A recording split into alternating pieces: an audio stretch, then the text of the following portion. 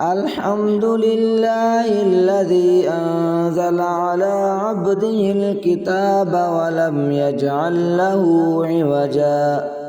قيما لينذر بأسا شديدا من لدنه ويبشر المؤمنين الذين يعملون الصالحات أن لهم أجرا حسنا ماكثين فيه أبدا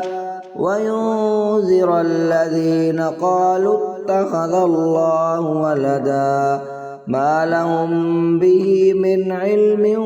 ولا لآبائهم كبرت كلمة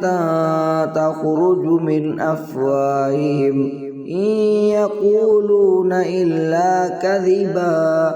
فلعلك باخع نفسك على آثارهم إن لم يؤمنوا بهذا الحديث أسفا إنا جعلنا ما على الأرض زينة لها لنبلوهم أيهم أحسن عملا وإنا لجاعلون ما عليها سعيدا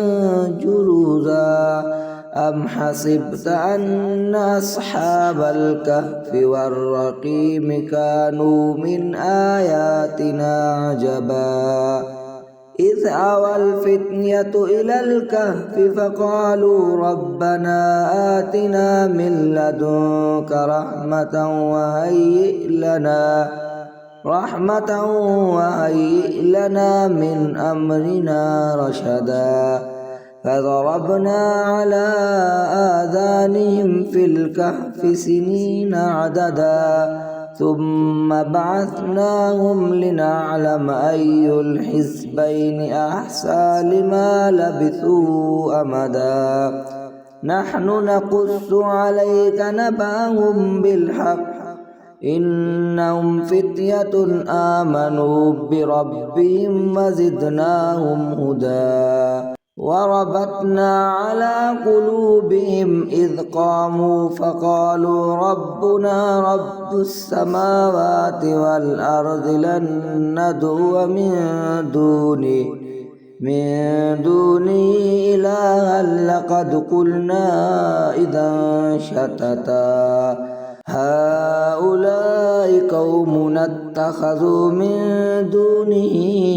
آلهة لولا يأتون عليهم بسلطان بين فمن أظلم ممن افترى على الله كذبا وإذ اعتزلتموهم وما يعبدون إلا الله فأووا إلى الكهف ينشر لكم ربكم من رحمته ويهيئ لكم من أمركم مرفقا وترى الشمس إذا طلعت تزاور عن كهفهم ذات اليمين وإذا غربت تقرضهم ذات الشمال وهم في فجوة من ذلك من آيات الله من يهد الله فهو المهتد ومن يضلل فلن تجد له وليا مرشدا وتحسبهم أيقاظا وهم رقود ونقلبهم ذات اليمين وذات الشمال وكلبهم باسط ذراعيه بالوسيد لو اطلعت عليهم لوليت منهم فرارا ولملئت منهم رعبا وكذلك بعثناهم ليتساءلوا بينهم قال قائل منهم كم لبثتم قالوا لبثنا يوما أو بعض يوم قالوا ربكم أعلم بما لبثتم فابعثوا أحدكم بورقكم هذه إلى المدينة فلينظر أيها أزكى طعاما فليأتكم برزق منه وليتلطف ولا يشعرن بكم أحدا إنهم إن يظهروا عليكم يرجموكم أو يعيدوكم في ملتهم ولن تفلحوا إذا أبدا وكذلك أعثرنا عليهم ليعلموا أن وعد الله حق وأن الساعة لا ريب فيها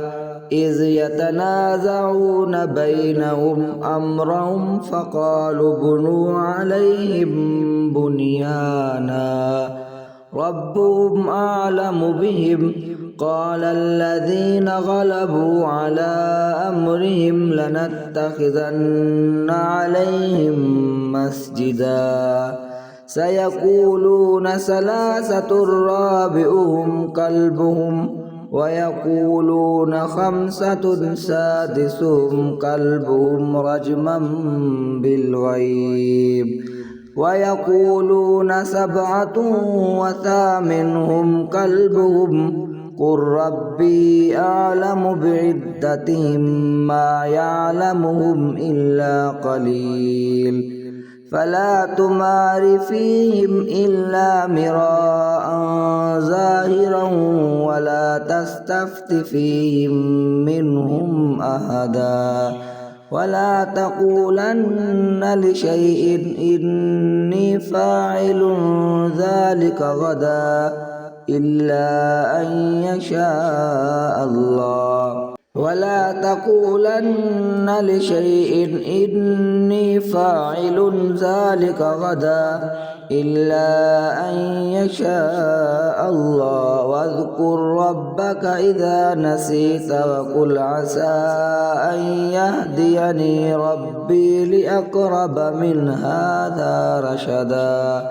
ولبثوا في كهفهم 300 سنين وازدادوا 9 قل الله أعلم بما لبثوا له غيب السماوات والأرض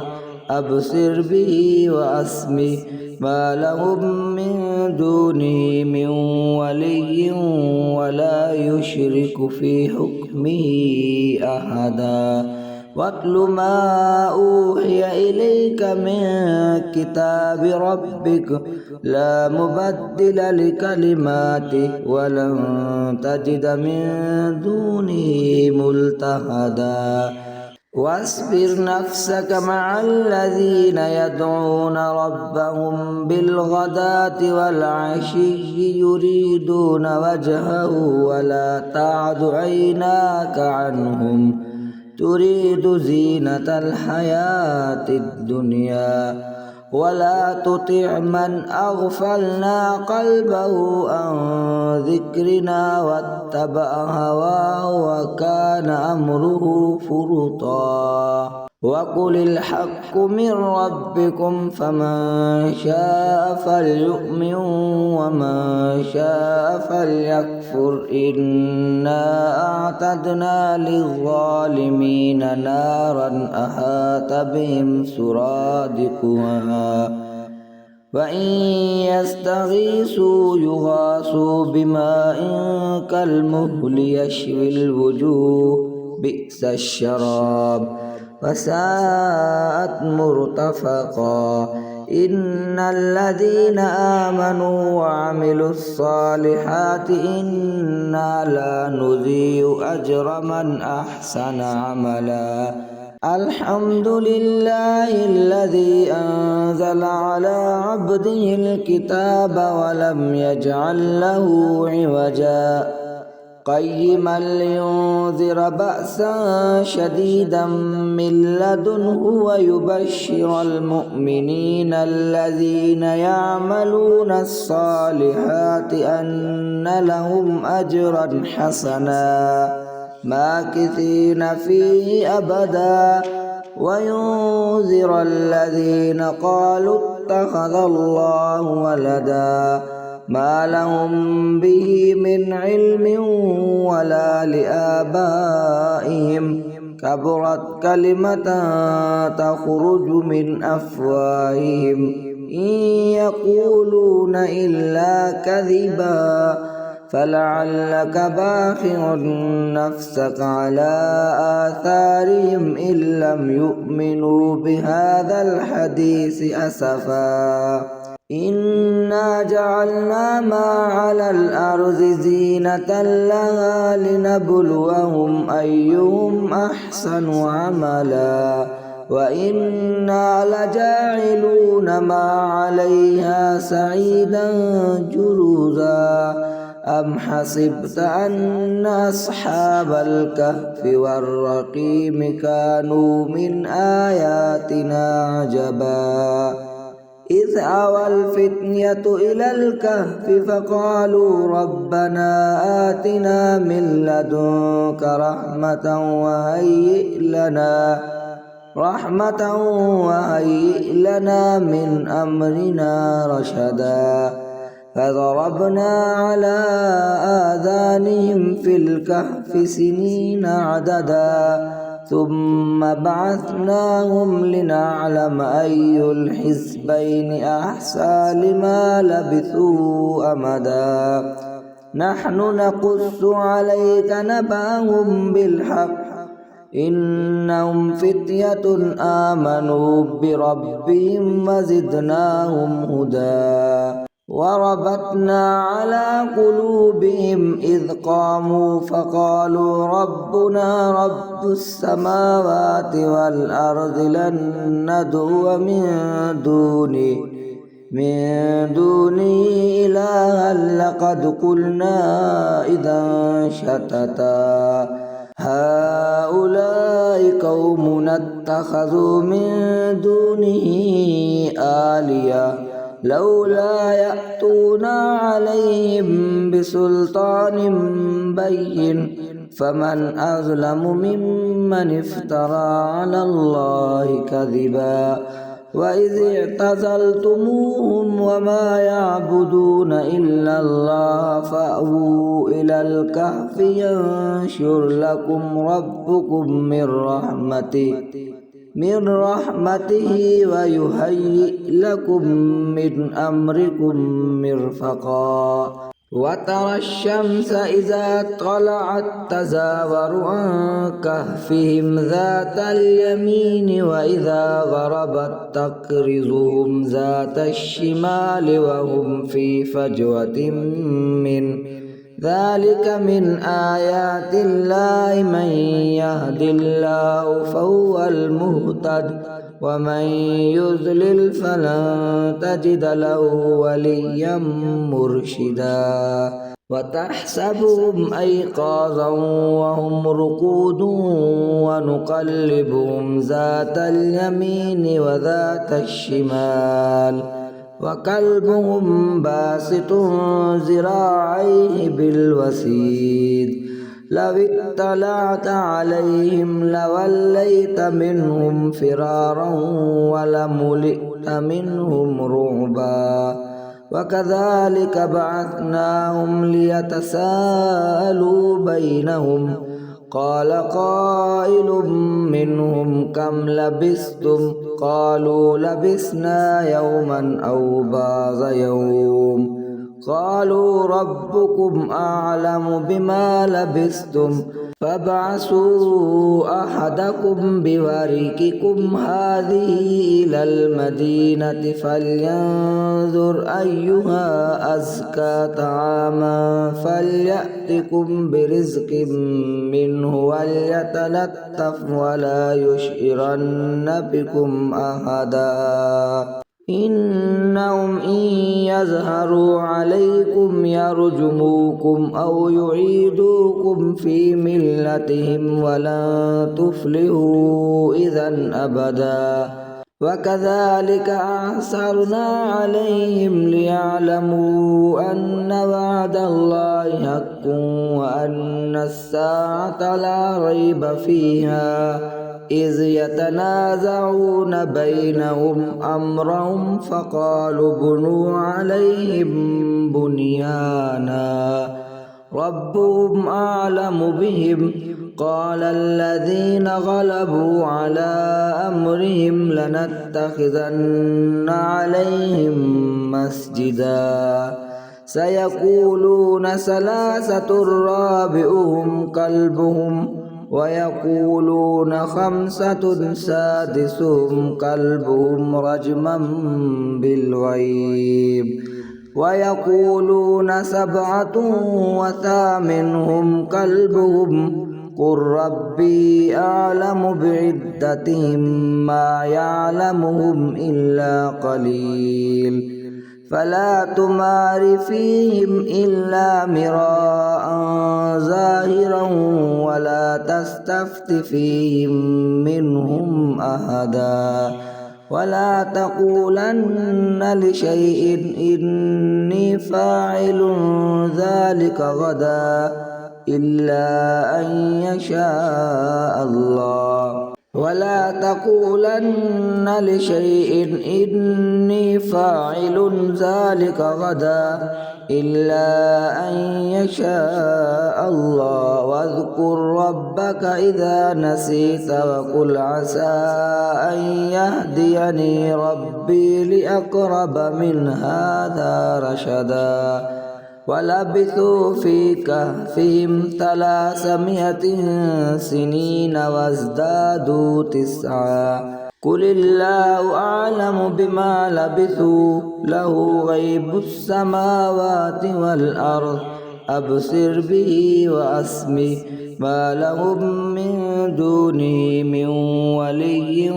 ولا يشرك في حكمه أحدا واتل ما أوحي إليك من كتاب ربك لا مبدل لكلماته ولن تجد من دونه ملتحدا واصبر نفسك مع الذين يدعون ربهم بالغداة والعشي يريدون وجهه ولا تعد عيناك عنهم تريد زينة الحياة الدنيا ولا تطع من أغفلنا قلبه عن ذكرنا واتبع هواه وكان أمره فرطا وقل الحق من ربكم فمن شاء فليؤمن ومن شاء فليكفر إنا أعتدنا للظالمين نارا أحاط بهم سرادقها وإن يستغيثوا يغاثوا بماء كالمهل يشوي الوجوه بئس الشراب وساءت مرتفقا إن الذين آمنوا وعملوا الصالحات إنا لا نضيع أجر من أحسن عملا الحمد لله الذي أنزل على عبده الكتاب ولم يجعل له عوجا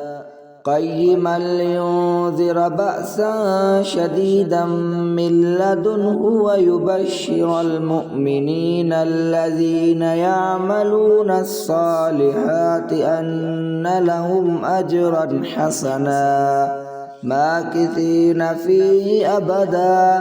وينذر الذين قالوا اتخذ الله ولدا ما لهم به من علم ولا لآبائهم كبرت كلمة تخرج من أفواههم إن يقولون إلا كذبا فلعلك باخع نفسك على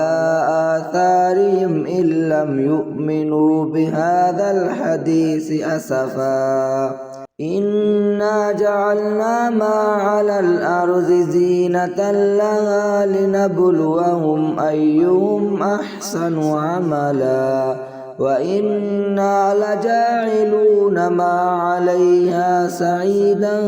جرزا عجوزا أم حسبت أن أصحاب الكهف والرقيم كانوا من آياتنا عجبا إذ أوى الفتية إلى الكهف فقالوا ربنا آتنا من لدنك رحمة وهيئ لنا من أمرنا رشدا فضربنا على آذانهم في الكهف سنين عددا ثم بعثناهم لنعلم أي الحزبين أحصى لما لبثوا أمدا نحن نقص عليك نبأهم بالحق إنهم فتية آمنوا بربهم وزدناهم هدى وربطنا على قلوبهم إذ قاموا فقالوا ربنا رب السماوات والأرض لن ندعو من دونه إلها لقد قلنا إذا شتتا هؤلاء قومنا اتخذوا من دونه آلهة لولا يأتون عليهم بسلطان بين فمن أظلم ممن افترى على الله كذبا وإذ اعتزلتموهم وما يعبدون إلا الله فأووا إلى الكهف ينشر لكم ربكم من رحمته ويهيئ لكم من أمركم مرفقا وترى الشمس إذا طلعت تزاور عن كهفهم ذات اليمين وإذا غربت تقرضهم ذات الشمال وهم في فجوة من ذلك من آيات الله من يهد الله فهو المهتد ومن يضلل فلن تجد له وليا مرشدا وتحسبهم أيقاظا وهم رقود ونقلبهم ذات اليمين وذات الشمال وكلبهم باسط ذراعيه بالوسيد لو اطلعت عليهم لوليت منهم فرارا ولملئت منهم رعبا وكذلك بعثناهم ليتساءلوا بينهم قال قائل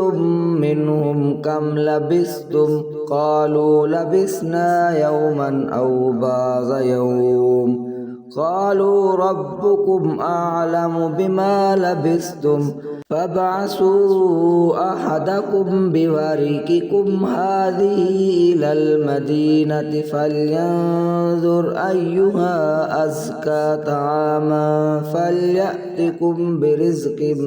منه وليتلطف ولا يشعرن بكم أحدا إنهم إن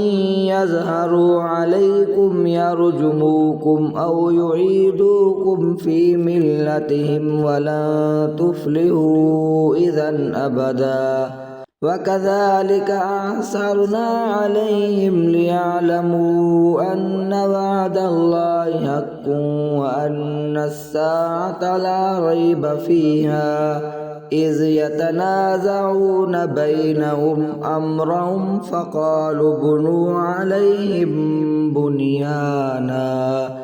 ربهم أعلم بهم قال الذين غلبوا على أمرهم لنتخذن عليهم مسجدا سيقولون ثلاثة رابعهم كلبهم ويقولون خمسة سادسهم كلبهم رجما بالغيب ويقولون سبعة وثامنهم كلبهم قل ربي أعلم بعدتهم ما يعلمهم إلا قليل فلا تمار فيهم إلا مراء ظاهرا ولا تستفت فيهم منهم أحدا ولا تقولن لشيء إني فاعل ذلك غدا إلا أن يشاء الله ولا تقولن لشيء إني فاعل ذلك غدا إلا أن يشاء الله واذكر ربك إذا نسيت وقل عسى أن يهديني ربي لأقرب من هذا رشدا ولبثوا في كهفهم 300 سنين وازدادوا 9 قل الله أعلم بما لبثوا له غيب السماوات والأرض أبصر به وأسمع ما لهم من دونه من ولي ولا يشرك في حكمه أحدا واتل ما أوحي إليك من كتاب ربك لا مبدل لكلماته ولن تجد من دونه ملتحدا واصبر نفسك مع الذين يدعون ربهم بالغداة والعشي يريدون وجهه ولا تعد عيناك عنهم تريد زينة الحياة الدنيا ولا تطع من أغفلنا قلبه عن ذكرنا واتبع هواه وكان أمره فرطا وقل الحق من ربكم فمن شاء فليؤمن ومن شاء فليكفر إنا أعتدنا للظالمين نارا أحاط بهم سرادقها وإن يستغيثوا يغاثوا بماء كالمهل يشوي الوجوه بئس الشراب وساءت مرتفقا إن الذين آمنوا وعملوا الصالحات إنا لا نضيع أجر من أحسن عملا